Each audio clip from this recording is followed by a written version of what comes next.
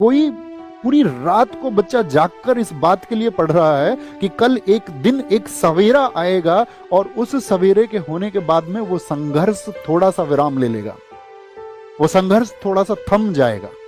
लेकिन जब उसके पास ये खबरें पहुंचती हैं तो उसका विश्वास टूटता है, उसका रातों को जाग कर के जो मेहनत करना था वो एकदम से खत्म हो जाता है और वह इस सिस्टम के सामने हार मान लेता है।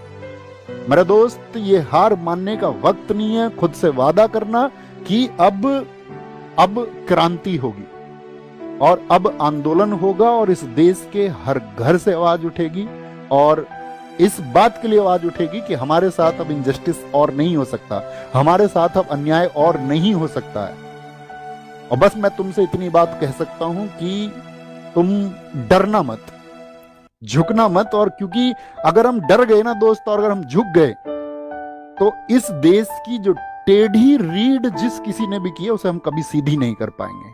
और ये छात्र वर्ग, ये जवान वर्ग जो इस देश की नेताओं के द्वारा जो या सिस्टम के द्वारा या खराब अधिकारियों के द्वारा, भ्रष्ट अधिकारियों के द्वारा जो टेढ़ी रीढ़ की जा रही है उसको हम सीधा करेंगे और मिलकर करेंगे।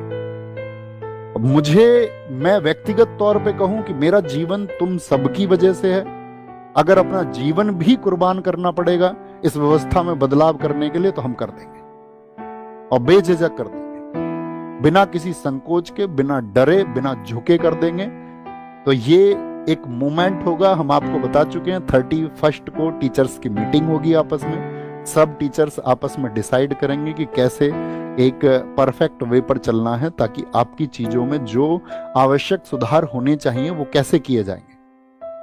और अगर उन सब चीजों को कंसीडर नहीं किया जाता है तो ये सिर्फ एक प्रोटेस्ट नहीं, ये भविष्य बचाने का आंदोलन होगा, इस प्रशासन को जगाने का आंदोलन होगा और उस हर एक युवा आवाज को संगठित होना होगा जो इस खराब सिस्टम के खिलाफ में लड़ना चाहती है।